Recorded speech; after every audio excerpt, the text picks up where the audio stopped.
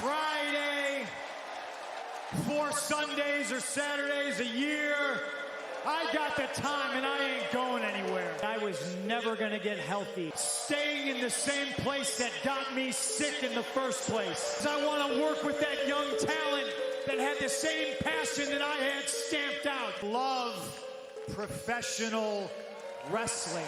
August 13th, 2005, I left professional wrestling. August 20th, 2021, I'm back. I'm home.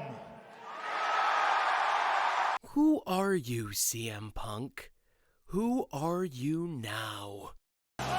Listen, I get it. If you follow pro wrestling, you're probably tired of hearing about CM Punk. Everything possible under the sun has been said about this man. He's a liar, a hypocrite, a sellout, a savior. He will save professional wrestling and kill it all at once! We are all tired of Twitter screaming, and I have no interest in that. But I do find CM Punk pretty fascinating. I have ever since 2010. Little me tuning into WWE, thanklessly watching SmackDown at a time where that was not very well advised, and seeing the straight-edge savior, CM Punk. Even in my tiny, stupid baby brain, I knew that this was some good television for reasons I couldn't explain. This egotistical Charlie Manson cult figure was something I had never seen in wrestling, and I was hooked instantly. And beyond finding him to be a captivating performer, there's just no one else with a story like CM Punk. Let me put on my history glasses. 2006, CM Punk debuts for WWE off the heels of a hot independent run, garners fan support for his indie cred and explosive mic work, sticks it out for half a decade, wins a few world titles, is a favorite of hardcore fans, but it never feels like the company takes him seriously as the guy. 2011, CM Punk delivers his infamous pipe bomb promo, breaking every rule of WWE presentation, blasting the company's management, and airing every grievance shared by most hardcore wrestling fans toward WWE practically verbatim. He's a lightning rod around which the modern internet wrestling community forms. People would die for this man. Voice of the voiceless, cult of personality, he wins the world title from John Cena in his hometown of Chicago. He is the guy for one summer. But bad news, you guys. The Rock's back. And that's a real star. Punk is never that hot again, but his fans do not forget that. They do not forgive that. Neither does CM Punk. 2014, citing creative disputes, health concerns, and a loss of passion, CM Punk walks out of the WWE and is served termination papers on his wedding day. As a final parting shot, Punk releases a scathing podcast interview, airing out his remaining grievances with the company, giving an unprecedented look at very recent backstage drama, and affirming his status as a symbol of wrestling fans' discontent with the WWE. He repeatedly swears off ever returning to the WWE and professional wrestling as a whole, and effectively dies a martyr.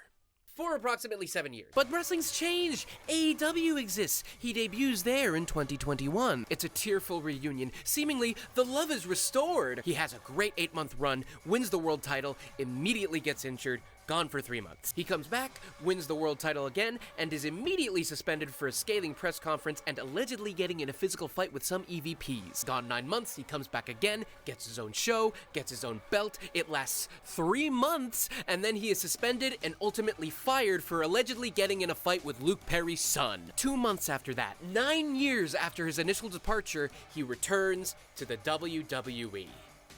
And the fuck, right? 9 years and more of investment in this fuck the man character, and suddenly you're back? Fucking the man? Intercoursing with the very corporate machine you claim to rebel against? I don't even know you anymore. At least you're not saying some crazy shit like, I'm home. Oh.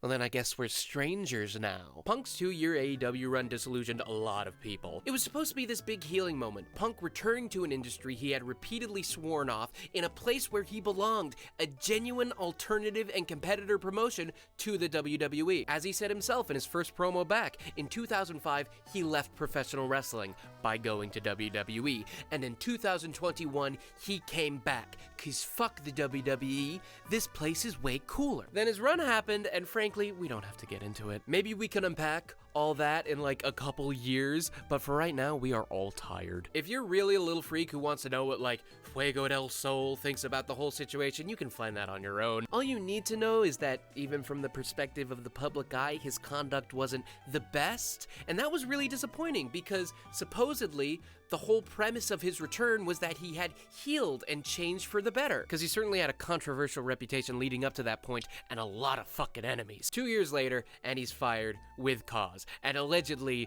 it's a pretty good cause. But it wasn't on his wedding day, so you know, peaks and valleys. And now that he's back in WWE, a whole new crop of people are disappointed because, again, for the majority of his career, he was the anti-WWE guy. He was the guy making it his business to stand up to this all-consuming, schmaltzy corporate machine because wrestling could be so much better than that. It was his entire brand. But now that he's back, it seems that all that supposed righteous fire was a brand. And in hindsight, that kind of makes sense. It's not because he's a shitty dude or a hypocrite or whatever. I don't know the guy. It's because if we stand back, was he really that anti-WWE in practice? Like the pipe bomb promo. OMG, he said Ring of Honor and New Japan. Those are no-no words in the WWE. He's changing the culture. That certainly felt like a big deal because WWE as a company is obsessed with only using brand-approved terminology and content. These aren't pro wrestlers, these are WWF superstars and all that. But if we look beyond that, beyond the creative complaints that may as well have been ripped straight from forum posts, the pipe bomb promo is just that. Another promo. It's a segment made to intrigue fans about the current product, get them to buy the pay-per-view, and ultimately make more money for the WWE and also CM Punk. And when your act of rebellion financially benefits the institution you set out to criticize, that's not really rebellion. That's a work. This is usually the point in the YouTube video essay where we would talk about capitalism's ability to subsume any critique of itself, rendering it both harmless and profitable, but you've probably heard that spiel before, and I told myself this was going to be a small video, so we're just going to leave that as subtext. What I will say is that CM Punk built an extremely successful and effective character as the guy who was willing to, for lack of a better term, bitch about the company he worked for. And while that character did make for some great and often genuinely unpredictable TV, it was always just that. A character, but then that character ascended into myth because he was legit fucked over by the company and left. And like most mythic wrestling things, that ascension was facilitated at the intersection of what was real and what was fictional, making for a truly believable myth. And if there's one thing that wrestling fans love, it's a myth that they can buy into. And if there's one thing that wrestling fans hate, it's admitting that they got worked. To be worked as a pro wrestling fan is essentially to believe in something that is fake. That could mean engaging in the usual suspension of disbelief that's required for experiencing just about any kind of art. It could mean believing an injury is real when it was actually a planned fake. It could just mean you were emotionally affected by the things happening on screen, a fairly normal reaction to viewing a thing. But because it's pro wrestling and knowing it's fake makes you a smart fan, there's a collection of usually very online fans that hate admitting that they got worked by anything. There's a weird belief among some wrestling fans that allowing yourself to get truly invested in the fiction somehow makes you gullible and that it's something to be embarrassed about. And if the thing you got worked by was the supposed anti-establishment, anti-corporate values of your favorite wrestler, that's a tough pill to swallow. I think this is a big part of why CM Punk is still so controversial and heavily discussed despite doing so many public things that would outwardly disillusion his fans toward him. Simply put, a lot of people bought in, and they bought in hard. And it makes perfect sense as to why that happened. CM Punk is a captivating and believable performer. He made those performances about a real-life topic that wrestling fans are passionate about, the industrial and creative rot caused by WWE's monopoly on mainstream wrestling. He covered those performances and that topic in the aesthetics of political revolution and framed himself as the movement's ultimate savior because he was playing a delusional, conceited character. And he gathered fans who believed in CM Punk, genuinely bought into that myth, but would never admit that they got so heavily invested in what was ultimately a work of pure fiction. Shockingly, When CM Punk set out to make a cult of personality around himself, people got pretty culty about it. And from the cultist perspective, this really does suck. After decades of believing in your leader, he exposed himself to the world as being so much less than what he preached. He was conceited, egotistical, immature, and ultimately money-driven. Those are terrible traits in a political leader, or even a cult leader. But for a pro wrestling character? A guy who lived in myth for nearly a decade suddenly being ousted as a fraud by returning to the company he so openly despised, all because of circumstances brought about by his own hubris? Oh, that is one juicy slab of character-based meat.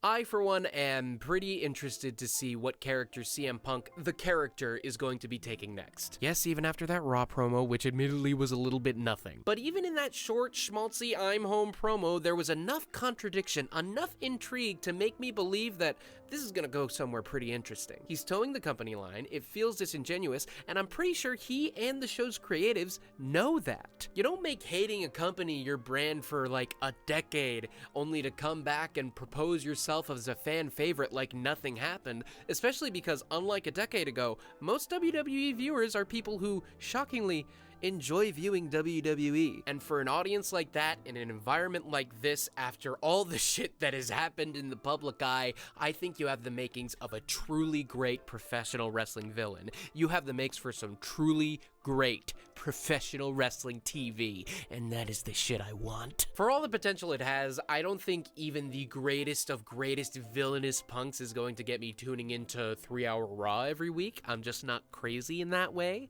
but I think this guy is pretty heavily invested in doing something great and reminding people of what he does well, because his stock isn't the highest right now. Again, that AEW run was pretty crazy and pretty bad. And if you think there's no way CM Punk is going to tell that story because he's too conceited or whatever, I think you're too lost in the sauce. You gotta come up for air. People are weird and crazy about CM Punk for understandable reasons. It's a thing that prompted them to act weird and crazy about. And this isn't a wrestling-specific phenomenon. There doesn't need to be a cult of personality for people to act weird about shit that's just not worth it. Across all fandoms and hobbies, especially in the current day, you will find a litany of people who just act very intensely about a thing they love, and ultimately it's not worth it, and it often comes off is pretty sad. An invested fan will want what's best for the thing they love, by their definition, and something about the internet tricks them into thinking that if they're loud and intense enough about it, they can enact real change